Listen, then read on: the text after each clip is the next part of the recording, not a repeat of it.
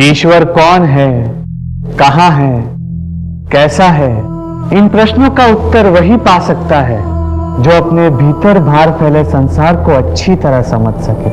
और ईश्वर से जुड़ने का सबसे सरल मार्ग है संगीत व नृत्य। रोज की तरह हम नृत्य साधना करें और खुद को प्रभु के नाम में विलीन कर दें।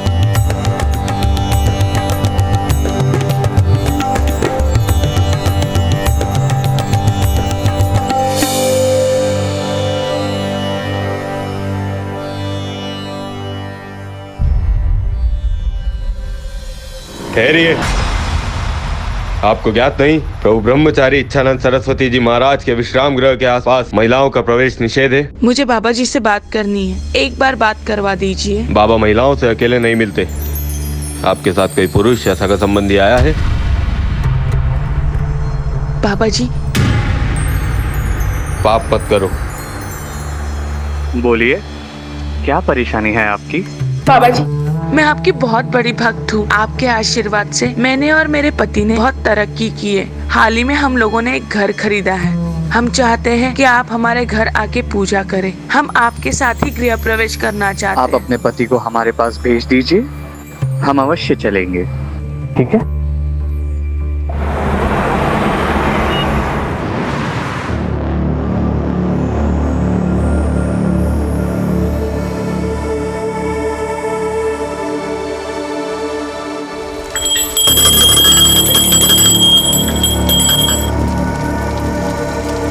पूजा संपन्न हुई।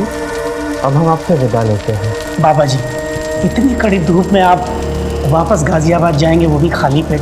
नहीं बाबा जी, मैंने आप सभी के लिए भोजन का इंतज़ाम किया है बाबा जी। बाबा जी, मैंने बिना प्याज लहसुन मसाले का खाना पकाया है, बिल्कुल सात्विक है। अगर आप भोग लगाएंगे तो हम सब खाना खा पाएंगे।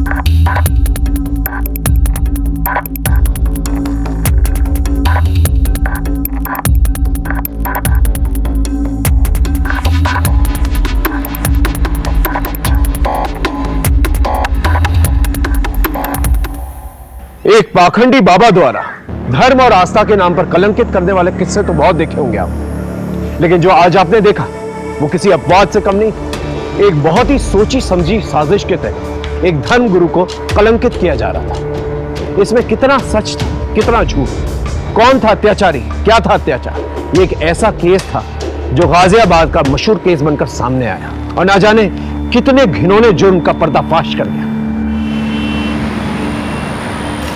टू चेयरपर्सन मैडम, आपके हेल्प के लिए थैंक यू।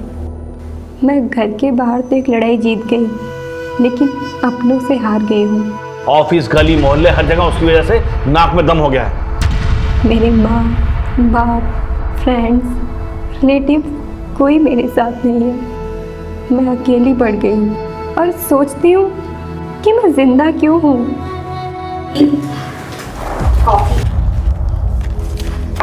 क्या छिपा रहे हो?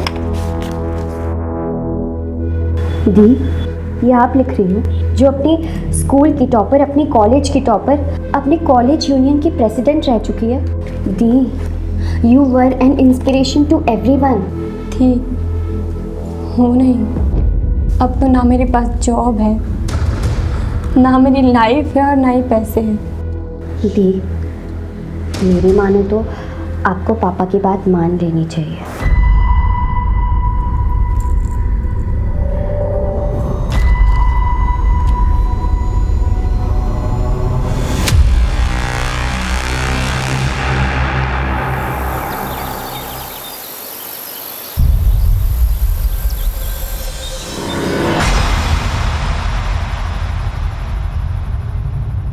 हटो मेरे रास्ते से। देखो रितु, मैं फिर तुम्हें कह रहा हूँ, केस वापस ले लो, तुम्हारी लाइफ फिर पहले जैसे नॉर्मल हो जाएगी। तू हटेगा मेरे रास्ते से या मैं पुलिस को बुलाऊं? उम्र भर अपने भाई की तरह जेल में सड़ेगा। हटो।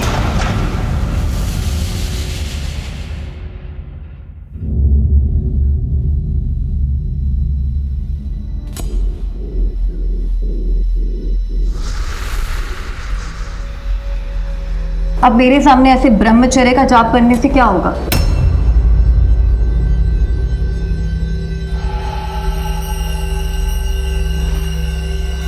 आपकी मनसा क्या है? आपको मैंने कितना समझाया लेकिन आप तो माने ही नहीं। आप तो अपनी भक्ति और शक्ति से सबके दिल जीतते रहे। ऐसे थोड़ी ना चलता है।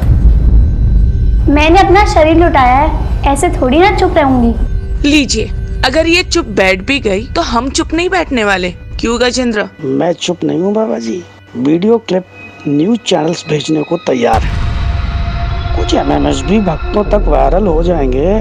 फिर तो प्रभु देवता से दानव कहलाएंगे। आपको क्या चाहिए? सिर्फ 4 करोड़।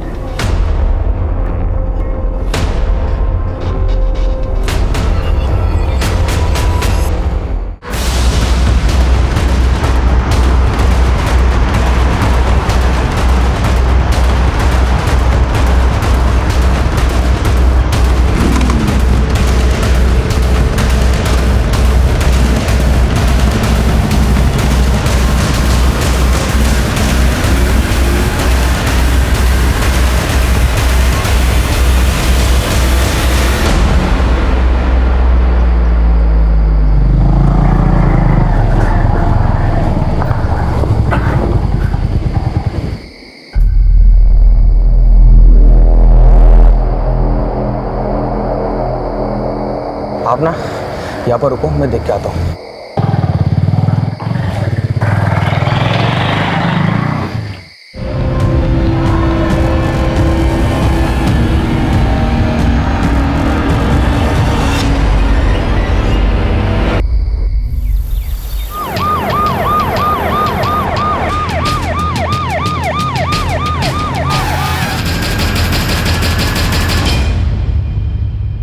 पर मुझे लग रहा है इस सब में दीपेश या उसकी फैमिली का इन्वॉल्वमेंट हो सकता है, क्योंकि ऋतु बादल की वजह से उसकी फैमिली को काफी जिल्लत झेलनी पड़ी थी। क्या नाम था लड़के का? दीपेश तोमर सर। क्या हुआ? अभी भी जेल में। केस की सुनवाई हो चुकी है लेकिन केस का फैसला आना बाकी है। मोबाइल फोन या पर्स वगैरह कुछ मिला? No sir. बॉडी को पंचनामे के बाद पोस्टमार्टम के लिए भेज दो।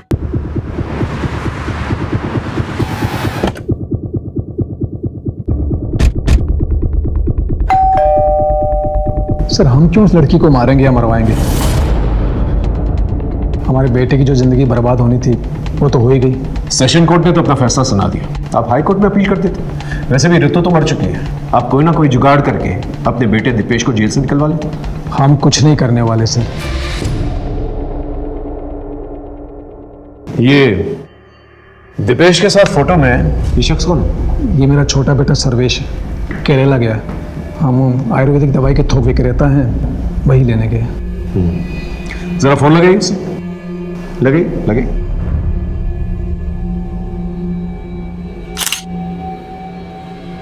The number you are trying to call is currently switched off. Sir switch off. Switch off. एक काम करो, इनके फिंगरप्रिंट्स लो।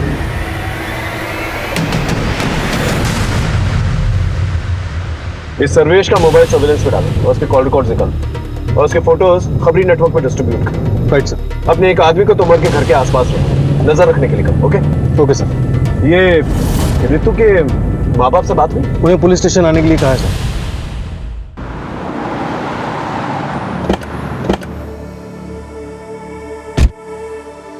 सर मेरी बेटी लड़ाई लड़ते लड़ते थक गई थी, फिर भी उसे किसी ने मार दिया। हमारी ऋतु बचपन से ही दिमाग तेज और निडर लड़की थी, लेकिन इस रेप केस वाली घटना के बाद उसे और हमें सबको तोड़ के रख दिया था सर। उसने कुछ बताया था कि वो उस रात कहाँ गई? उससे ज्यादा कुछ पूछते नहीं थे सर। उससे कुछ पूछते तो वो जल्दी चिढ़ जाती थी। मेरी बेटी अंदर से बहुत ही टूट गई थी। सर, ये लेटर रितु दीदी के डेस्क से मिला था।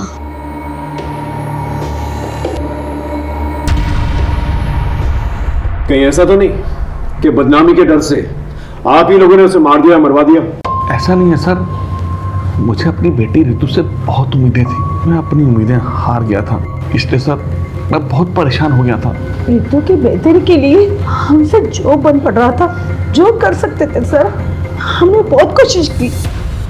माँ, मैं कैसे शादी करूँ? अभी मैं अपने पैरों पे भी खड़ी नहीं हुई हूँ।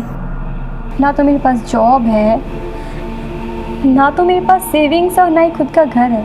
अब आप खुद बताओ, अगर मैं सेटल हो जाती हूँ और कल को मेरा डाइवोर्स हो जाता है तो कहाँ जाऊँगी, क्या करूँगी?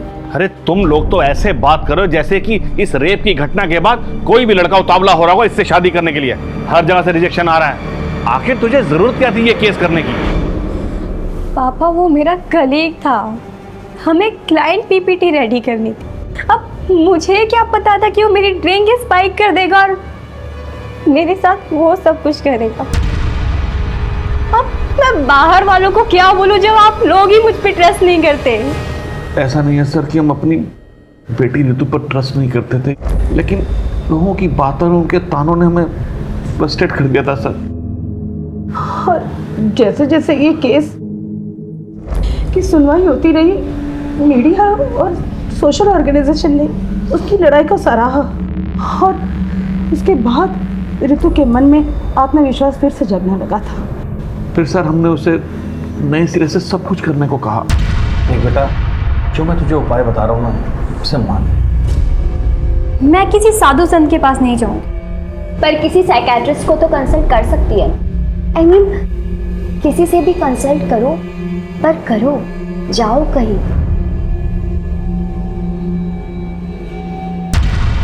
उसके बाद वो कहाँ गई? सर फिर वो साइकेट्रिस्ट डॉक्टर रूपसी बसी से मिलने गई थी। सर, रितु के मर्डर में हम उसके फादर महेश बादल के हाथ को कंप्लीटली रूल आउट नहीं कर सकते। एक काम करो, इसके भी फिंगरप्रिंट्स मैच करके देखो और उसके कॉल रिकॉर्ड्स निकालो। Right sir.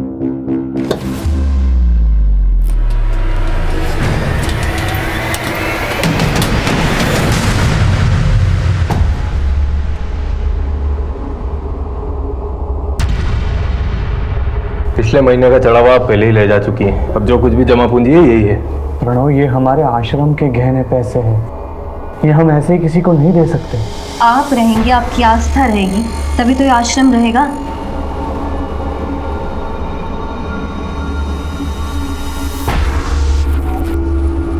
कितने पैसे है ये?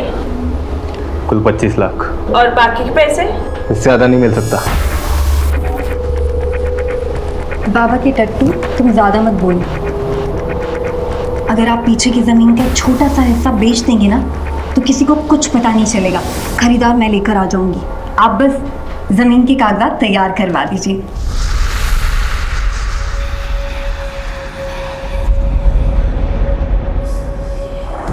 हाँ जी, मैं रितु बादल की साइकेट्रिस्ट हूँ। रितु मेंटली बहुत स्ट्रांग थी, मेडिटेशन और रनिंग से वो क्विकली रिकवर कर रही थी। डॉक्टर, आज तो रनिंग करते वक्त मेरे पीछे मेरे रेपिस्ट का भाई पड़ गया था। व्हाट? लेकिन मैंने उसे डांट कर भगा दिया। मैंने बोला कि मैं पुलिस में कंप्लेंट कर दूंगी। That's great. ऐसे ही अपनी जीने की चाहत और जोश को बनाए रखो। बस 3-4 सेशन और फिर तुम्हें मेरे पास भी हफ्ते में 2 बार आने की जरूरत नहीं है, महीने में 1 बार आ जाना। एक्चुअली मैं भी आपको यही बताने वाली थी कि अब आगे से मैं आपके पास नहीं आ पाऊंगी, क्योंकि मुझे मेरे स्पिरिचुअल गुरु मिल गए हैं। उनसे बातें करना, उनकी बातें सुनना मुझे बहुत अच्छा लगता है। उस गुरु के बारे में कुछ बताया था उसने? वो कौन था, उसका नाम क्या था? इच्छानंद सरस्वती जी महाराज।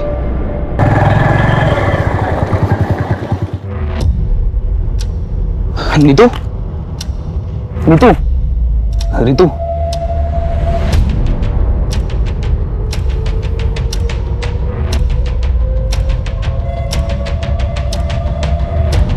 Ritu, I am sorry.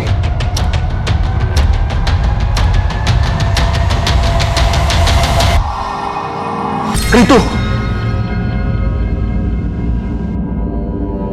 क्या हो भाई, फिर से कोई बुरा सपना देखा क्या? आप भूल क्यों नहीं जाते कि आप गाजियाबाद में नहीं हो, बल्कि अपने घर ऋषिकेश में हो।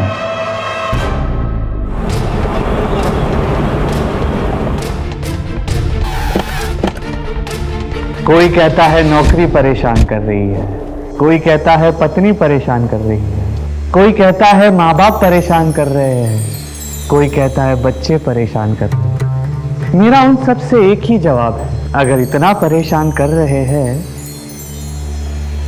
तो छोड़ दो। नहीं छोड़ सकते, है ना? तो फिर रास्ते निकालो, जैसे ईश्वर रास्ते निकालता है। कभी ईश्वर से कहते हुए सुना है, मुझे मेरे भक्त परेशान कर रहे हैं? नहीं ना? क्षमा चाहता हूं, आप लोगों को नीचे बैठना पड़ रहा है। जी, ऋतु बादल आपकी शिष्य थी मतलब? जी, उसका मर्डर हो गया। ओम शांति।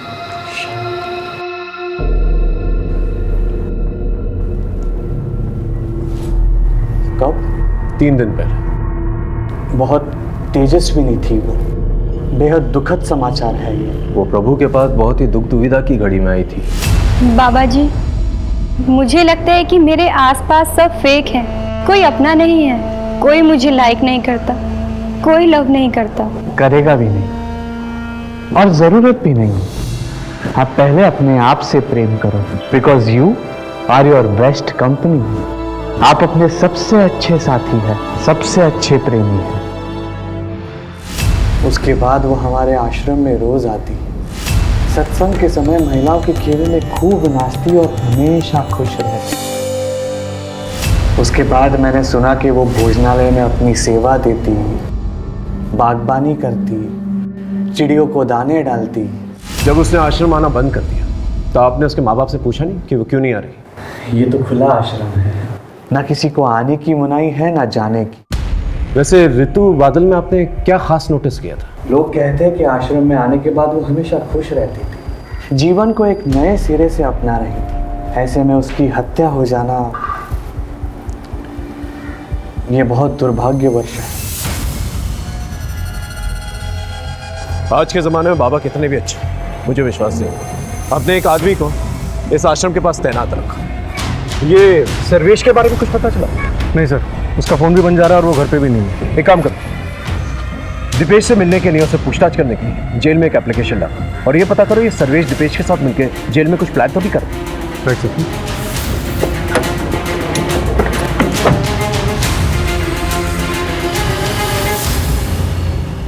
ये रही ऋतु बादल की पोस्टमार्टम रिपोर्ट के हिसाब से मौत रात 11:30 से 1:30 के बीच में हुई है और मौत गला दबाने की वजह से हुई थी। इसके अलावा कोई खास इन्फॉर्मेशन नहीं है। कॉल रिकॉर्ड्स में कोई सस्पिशियस? नो सर, लेकिन ऋतु का फ़ोन मौत के ठीक 1 महीने पहले से दिन में काफ़ी टाइम के लिए बंद रहने लगा था। लोकेशन चेक किया, कहाँ ऑन हुआ कहाँ ऑफ हुआ? सर, बाबा के आश्रम में ऑफ होता था और घर में ऑन होता था। सर, हाँ सर, ये रहे फिंगरप्रिंट रिकॉर्ड्स। ओके, इसके मुताबिक ऋतु की गर्दन पे जो फिंगरप्रिंट्स मिले हैं वो उसके माँ बाप से मैच नहीं करते और ना ही दीपेश के बाप से मैच करता है। या फिर शायद दीपेश के फरार भाई सर्वेश ने हत्या की। राम राम सर जी। बोलो। आपका शक सही निकला था। दीपेश ने अपने भाई सर्वेश का हिस्ट्री शूटर अवनीश से कॉन्टेक्ट करवाया था। फिर तो सर अवनीश के अड्डे पर धावा बोलता, क्योंकि अब जेल जाकर दीपेश से पूछताछ करने की जरूरत तो नहीं पड़ेगी। राइट।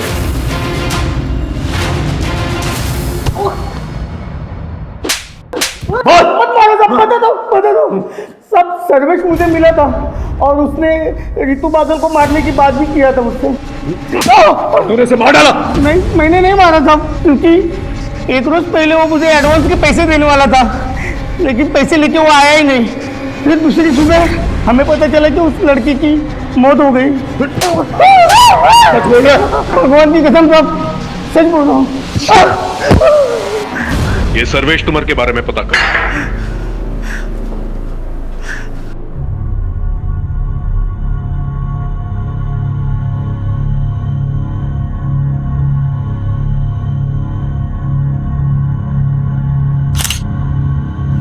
दिखा, अच्छी आई है ना? चाहिए। ये देखो। नीतू जी, मैंने आपके बारे में न्यूज़पेपर में पढ़ा था। तो क्या सोचा तुमने? लड़की ने लड़के को फंसा लिया? नहीं, मैंने ऐसा नहीं सोचा। मतलब मैंने सोचा कि आपके अंदर इतनी हिम्मत कहाँ से आई? मतलब आपका रेप हुआ, उसके बाद आप सीधे हॉस्पिटल गई, उसके बाद आपने मेडिकल एग्जामिनेशन करवाया, फिर आप पुलिस स्टेशन गई, रिपोर्ट लिखवाई। क्योंकि मैं अगर पूरे प्रोसेस से नहीं जाती तो कहीं पकड़ा ही नहीं जाता। मतलब वो इतने बड़े बिजनेसमैन का बेटा, वो तो आप जानते ही हो, और आपको सेंस भी हो गया होगा कि वो कल जाकर आपको बदनाम तो करेगा ही, आपकी नौकरी भी चली जाएगी, आपके परिवार वाले आप पर सवाल भी उठाएंगे। यही तो प्रॉब्लम है। आज तक औरतें और लड़कियां यही सोच सोच कर अत्याचार सहते आ रही, पर अब नहीं। आखिर हमारे समाज में कभी ना कभी किसी ना किसी को तो कदम उठाना पड़ेगा।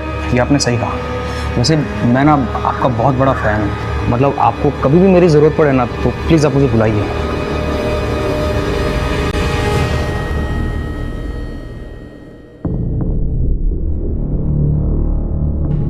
ऋतु बादल ने AA एंटरप्राइजेस के खिलाफ केस दर्ज किया था, लेकिन क्यों?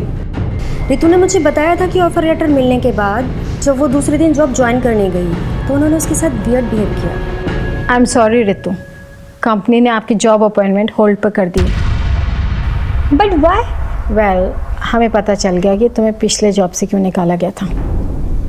ओह, जस्ट बिकॉज मैंने अपने कलीग पर रेप केस फाइल किया, आपने भी मेरा करेक्टर सर्टिफिकेट बना लिया। आपने एक बार भी ये नहीं सोचा कि शायद वाकई मेरा रेप हुआ था। अजी मेरे साथ है, कल आपके साथ भी हो सकता है। I can understand Ritu, but frankly speaking her company के टॉप मैनेजमेंट मर्द होते हैं, एंड ऑफ द रिकॉर्ड हमारे MD को तुम्हें अपॉइंट करने में रिस्क लग रहा है। सीरियसली? आपकी कंपनी तो अपने आप को वीमन फ्रेंडली क्लेम करती है ना, लेकिन आज पता चला आपकी कंपनी की पॉलिसीज भी ड्यूबियस है और आपकी कंपनी भी बाकी की कंपनियों की तरह हिपोक्रेट है। आपने बिल्कुल अच्छा नहीं किया। मैं आपको ऐसे नहीं छोड़ूं, मैं इस कंपनी को कोर्ट में सू करूंगी।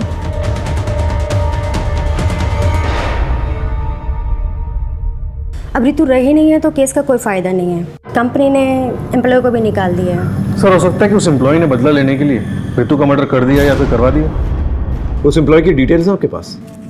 ये उसका बायोडेटा। सोनल गुनात्रा। मेरी कंपनी ने मुझे सिर्फ एक पंचिंग बैग के जैसे यूज़ किया है। मेरे MD ने खुद एक पेपर लाके दिखाया था मुझे, जिसमें लिखा था कि ऋतु ने पिछली कंपनी पर एक रेप केस डाला है और मुझसे उन्होंने कहा कि ऋतु को जॉब से बाहर निकाल दो। फिर बाद में जब ऋतु ने इस कंपनी पर केस डाला तो मेरे MD ने कंपनी की इमेज को साफ सुथरा रखने के लिए मुझे जॉब से बाहर निकाल दिया और कहा कि ऋतु को एम्प्लॉय करने का डिसीजन मेरा पर्सनल डिसीजन था, ना कि कंपनी का डिसीजन। आप 10 तारीख को रात को 11:30 बजे से 1:30 बजे के बीच में कहाँ थी? सर, मैं अपने PG में थी, गौतम नगर में। ठीक है, आप जा सकते। इसके स्टेटमेंट को क्रॉस चेक करो, देखो ये सच बोल रही है नहीं।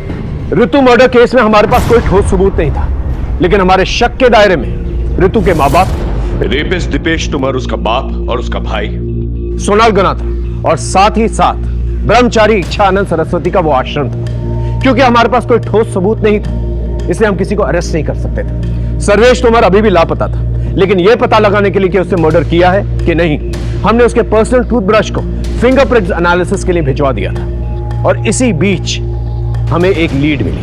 हेलो साइबर सेल, ऋतु बादल की इंफॉर्मेशन शेयर की थी मैंने, उसका कुछ पता चला? इंफॉर्मेशन करेक्ट है, थैंक यू सर। एक सुराग मिला है, ये देखिए। ऋतु बादल का सोशल मीडिया पे 2 अकाउंट्स हैं, एक ये और एक नॉर्मल ऋतु बादल के नाम से और एक योगिनी ऋतु बादल के नाम से। तुम कहना क्या चाहते हो? सर, ये दोनों अकाउंट्स 2 अलग अलग नंबर से लिंक हैं। इसका मतलब ऋतु बादल ने अपने अंदर बदलाव महसूस किया, इसलिए उसने एक नया नंबर। सर, साइबर सेल से दूसरा नंबर मुझे जल्दी मिल जाएगा। इसके बाद मैं इसकी कॉल डिटेल्स और इसकी लोकेशन डिटेल्स दोनों निकलवा दूँ। गुड। नमस्ते बाबा जी, ये लीजिए। परेशान ना बाबा जी, मैं सलोनी जी की कोई बात टाल नहीं सकता। जमीन पे कंट्रोल आपका ही रहेगा। मुझे लंदन हेड ऑफिस को नए नए इन्वेस्टमेंट दिखाने होते हैं, वो मैं दिखा दूंगा और इस तरह आपके पैसों की प्रॉब्लम भी सॉल्व हो जाएगी। और फिर जब आपके पास पैसे आ जाएंगे आप अपनी ज़मीन वापस ले लीजिएगा।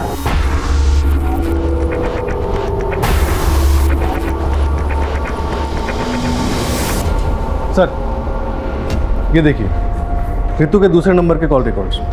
ये नंबर ऋतु की मौत से 10 दिन पहले लिया गया था। और सर ये देखिए 10 तारीख की शाम 6:30 बजे ऋतु को किसी आनंद प्रसाद नाम के आदमी ने फ़ोन किया था और उसके बाद 10:30 बजे रात को उसका फ़ोन लोकेशन आनंद प्रसाद का घर दिखा रहा है और फिर आधे घंटे बाद उसी एरिया में उसका फ़ोन स्विच ऑफ हो जाता है और 15 किलोमीटर दूर ऋतु की मौत है। एक काम कर, इस आनंद प्रसाद की डिटेल्स दिखा। Okay sir.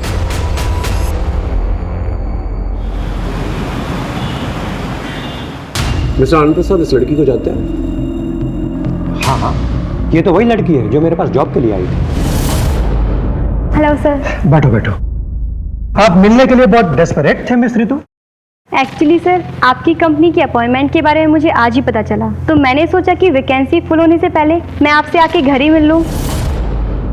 कितनी देर तक थी आपके घर पे? तकरीबन आधे घंटे में। उसके तुरंत बाद उसका मोबाइल नेटवर्क ऑफ हो जाता है और उसके आधे घंटे की दूरी पे उसका मर्डर हो जाता है। क्या बात कर रहे हैं आप? मैंने तो उसे जॉब पे रखने का मन बना लिया था। ठीक है, थैंक यू वेरी मच, आप जा सकते हैं। सर वैसे तो ये आनंद प्रसाद एमडी है, लेकिन मुझे इस पर भी शक हो रहा है।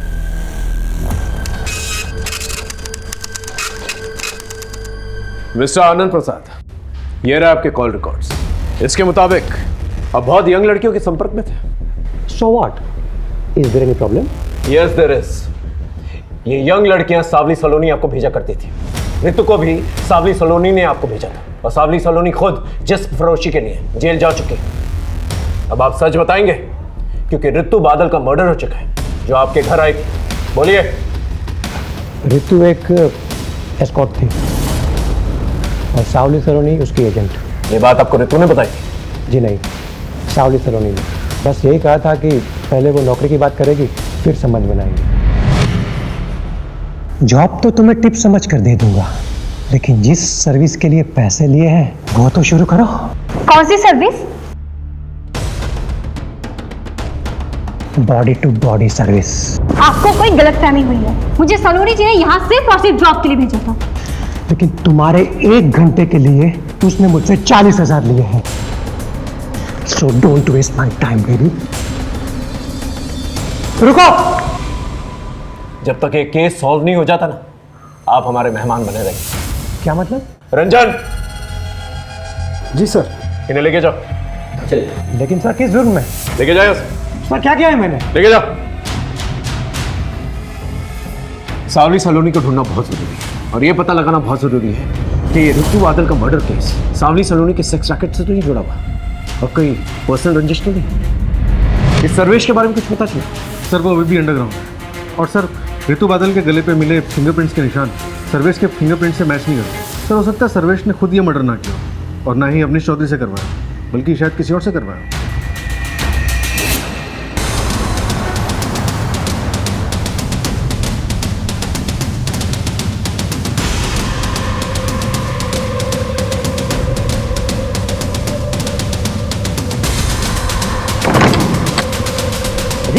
क्या हुआ?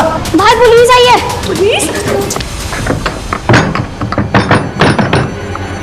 तोड़ दो। पुलिस आ गई। छापा पड़ गया।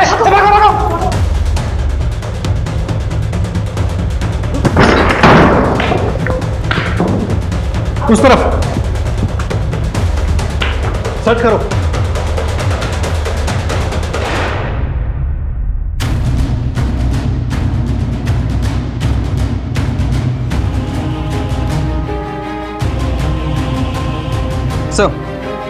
सर एक हार्ड डिस्क मिला है और इसके अलावा सारा सामान रेगुलर है।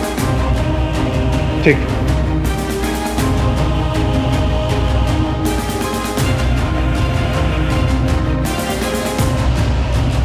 और सर इसमें काफ़ी आदमी ऐसे हैं जो कोई मूवमेंट नहीं कर रहे हैं, ऐसा लगता है जैसे बेहोशी की हालत में। सर एक और वीडियो है।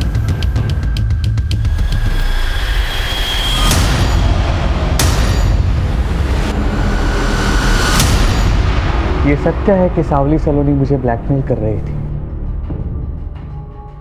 आपको ये बात हमें पहले बतानी चाहिए थी, हम उसे पकड़ने की कोशिश करते। लेकिन हमारी मुफ्त में बदनामी होती, ना मुझे कुछ हासिल होता ना हमारे आश्रम। आपको इस बात का पता है कि ऋतु बादल सावली सलोनी के संपर्क में थी? ये नहीं हो सकता। क्या आप ये बता सकते हैं कि कभी आपने ऋतु को सावली सलोनी के साथ देखा? हो सकता है उसके कहने पर वो इस आश्रम में आई हो। जी नहीं, हमें ऐसी कोई जानकारी नहीं थी। और ऋतु का परिवार हमारे आश्रम से सालों से जुड़ा हुआ है, तो फिर वो सावली सलोनी के कहने पर हमारे आश्रम में क्यों आएगी? ये सावली सलोनी आपको ब्लैकमेल क्यों कर रही थी?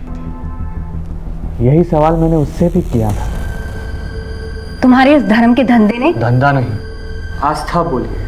हाँ वही तुम्हारे इस आश्रम के कारण लोगों ने मेरे ठिकाने पर दारू पीना, चरस गांजा फूकना, सेक्स करना कम कर दिया है। इन सब की भरपाई के लिए तुमको पैसा देना होगा। हम बहुत जल्द सावली सलोनी को पकड़ लेंगे। अगर वो आपके संपर्क में आती है तो प्लीज हमें इन्फॉर्म कीजिएगा।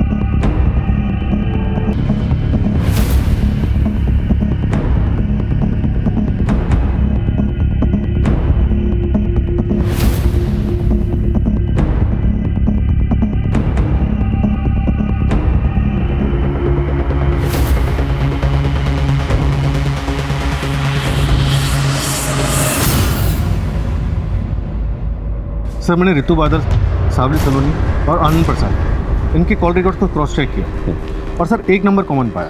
किसका? चमन श्रीवास्तव, ये उसका फोटो। ये नंबर हरिद्वार के एड्रेस पर रजिस्टर्ड है और सर इस नंबर की कॉल लोकेशंस और ऋतु की कॉल लोकेशंस सब मैच करती हैं और ऋतु के मर्डर साइट से भी मैच करती है। और मर्डर के बाद? मर्डर के बाद 2 दिन पहले तक इसका लोकेशन ऋषिकेश ही दिखा रहा है। एक काम करो, तुम ऋषिकेश जाओ और चमन के बारे में पता करो। सर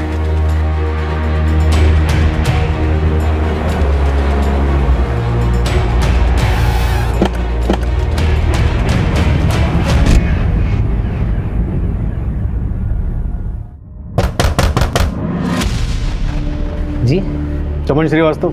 जी मेरा भाई है। आप कौन? UP police. सर चमन जब से गाजियाबाद से आया था हमेशा परेशान रहता था। वो किसी ऋतु का नाम लेता था। रोज रात वो डरावने सपने देखता था और अचानक नींद से उठ जाता था। और अभी कुछ दिन पहले ही वो वापस गाजियाबाद चला गया। मैं गाजियाबाद जा रहा हूँ, मुझे वहाँ पर कुछ हिसाब चुकता करना बाकी है। पर सर हुआ क्या? हमें शक है तुम्हारे भाई चमन ने ऋतु बादल नाम की लड़की का खून किया। नहीं सर, मेरा भाई एक कलाकार आदमी है, वो किसी का खून नहीं कर सकता। क्या करता है तुम्हारा भाई? सर चमन पहले फोटोग्राफर था और अब वीडियो बनाने का काम करता है। कहीं वो इसके लिए काम तो नहीं करता? नहीं सर, मैं इसे नहीं जानता। और सर चमन ने मुझे कभी बताया नहीं कि किसके लिए काम करता है। तुम्हारे भाई से आखिरी बार बात कब हुई थी? सर उसका फ़ोन 2 दिन से स्विच ऑफ आ रहा है। ऐसे बहुत सारे सवाल थे जिसका जवाब अभी तक हमारे पास नहीं था, जैसे ऋतु और चमन का कनेक्शन, ऋतु और सावली सलोनी का कनेक्शन, और इन सब में सावली सलोनी इच्छानंद सरस्वती को ब्लैकमेल क्यों कर रही थी। जब तक हम इन सवालों के जवाब ढूंढते हमें एक लाश मिली जिसने हमारी उलझनें और भी बढ़ा दी।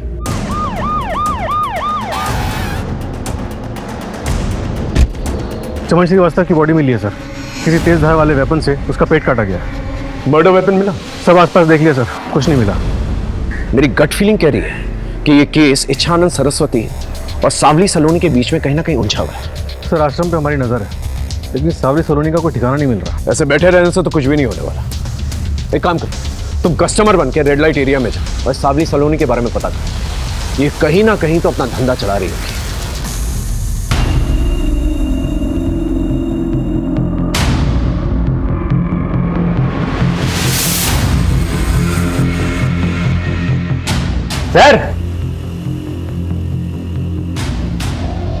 सर क्या चाहिए? एक बात बताओ, कोई कॉलेज का कौला माल मिलेगा क्या? एकदम बढ़िया पटाखा, मतलब वो समझते हो ना, एयर होस्टेस मॉडल टाइप का वैसा। यहाँ तो सिर्फ इन्फॉर्मेशन मिलेगा, बाकी काम तो होटल में होगा, लेकिन पैसा बहुत लगेगा। तो भैया पैसों की चिंता मत करो, बस तुम माल दिखाओ तो एकदम टकाटक होना चाहिए। एक मैडम है, बात करके बताता हूँ।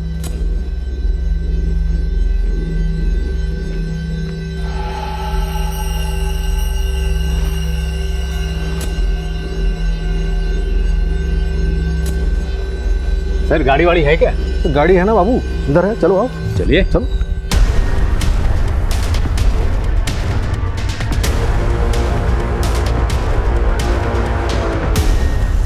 ये लोग आनंद विहार की तरफ जा रहे हैं, फॉलो करते रहे, लेकिन डिस्टेंस बना के रखें।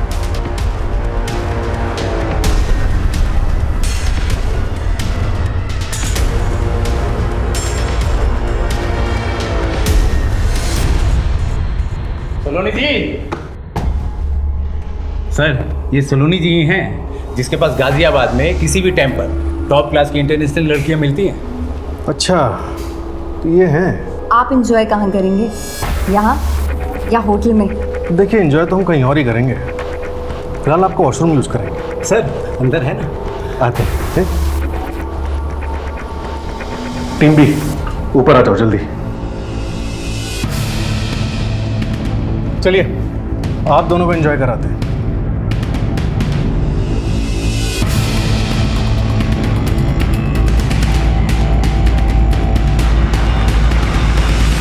बहुत नचाया तुमने हमें सावली सलोनी, अब सच बोलने का टाइम आ गया है। क्यों मारा ऋतु को?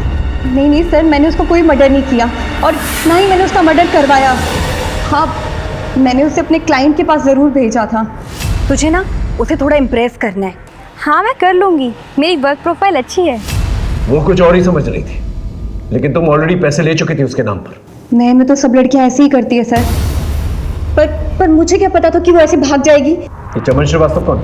वैसे तो वो वीडियो बनाता है, पर लड़कियों की सिक्योरिटी के लिए हम उसे साथ में भेज देते थे, पर वो उस ऋतु को पसंद करने लग गया था और उसी ने उसे भगाने में भी मदद की थी। इसलिए तुमने उसका मर्डर कर दिया? नहीं सर, मैंने किसी को नहीं मारा सर। चलिए, 1 मिनट के लिए मान लेते कि तुमने ऋतु और चमन को नहीं मारा, लेकिन ब्रह्मचारी इच्छानंद सरस्वती, उसे तो ब्लैकमेल किया ना तुमने? बिल्कुल किया था सर, करती नहीं तो वो रास्ते पे कैसे आता। ऋतु तो काफी सुलझी हुई लगी, तुम्हारे संपर्क में कैसे? मेरे पार्टनर की मदद से, उसी ने उसे धोखे से मेरे पास भेजा था। कौन है तुम्हारा पार्टनर? सावली सलोनी ने तुम्हारी पूरी सच्चाई हमें बता दी। ये है वो डायरीज जिसमें तुम्हारे पूरे क्लाइंट्स के नंबर है और वो सारी लड़कियों के नंबर है जिनसे तुम प्रोस्टिट्यूशन कराया करते थे। आज वो तुम्हारी चुंगल से आजाद है, वो तुम्हारे खिलाफ बयान देगी। अब तुम अपनी कहानी खुद बताओगे या मुगल भाई? बोलो।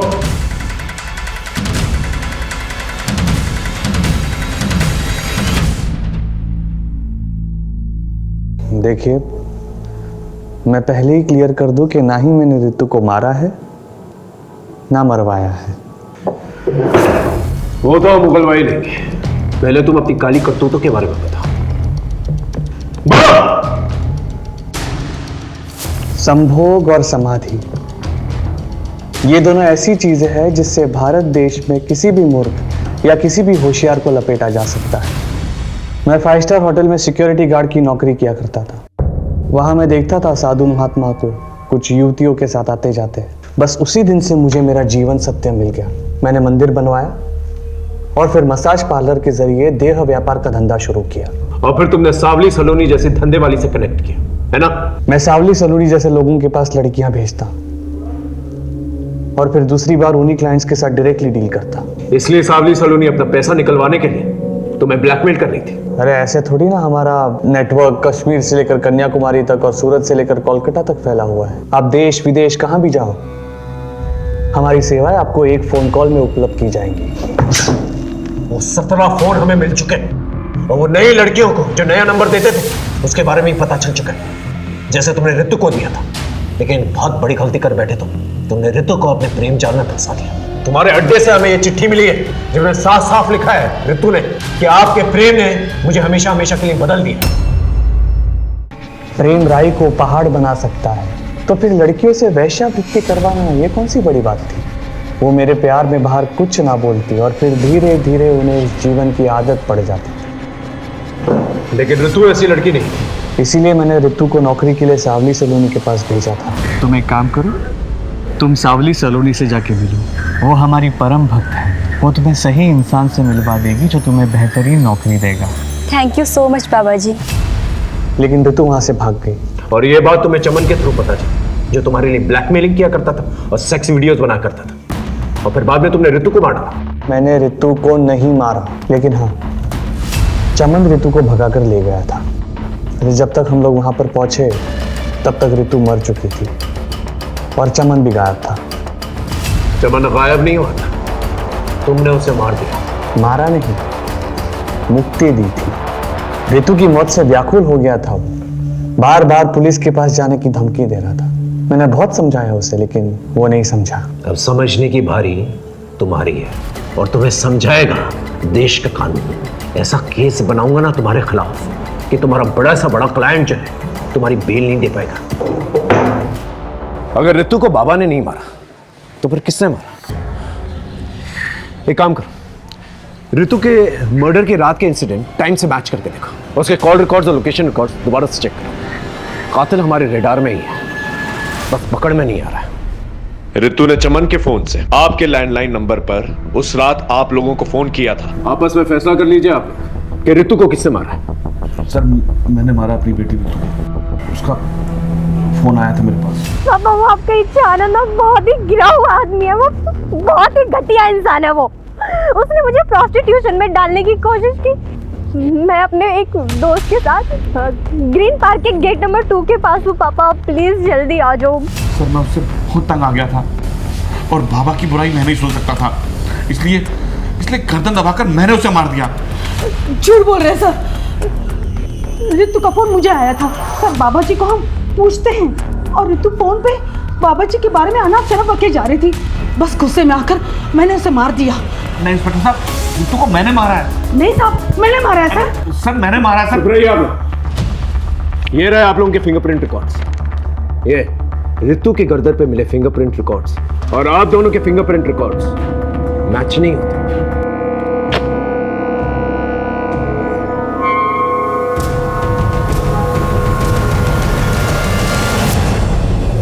हाँ, मैंने मारा ऋतु को।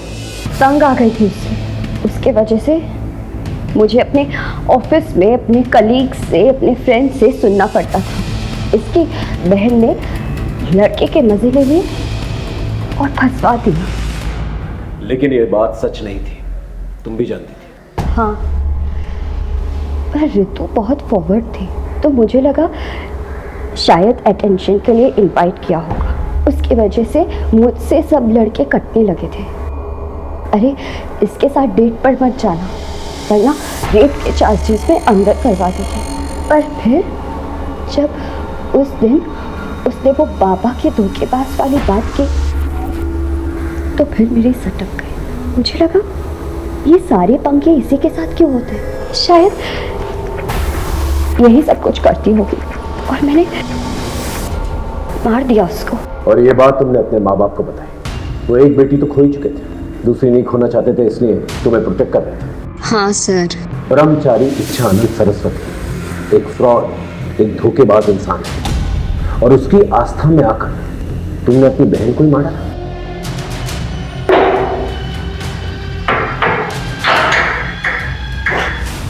ब्रह्मचारी इच्छानंद सरस्वती उर्फ अनुज अजय द्विवेदी, उसके सपनों ने उसे गलत रास्ता इख्तियार करने पर मजबूर किया, जबकि मधु ने अपना संयम और आपा खोया। खून और आदर्शों के रिश्तों पर भरोसा ना करके उसने अधर्म का रास्ता चुना और गुनाह कर बैठी। पैसों और जिस्म की रंगीनियों से दूर रहे। इसी दस्तक के साथ मैं सीनियर इंस्पेक्टर हिमांशु रावत आपसे विदा लेता हूं। फिर मिलेंगे एक नए केस के साथ। तब तक देखते रहिए क्राइम पेट्रोल दस्तक, क्योंकि मकसद बताना नहीं, बचाना है। जय हिंद।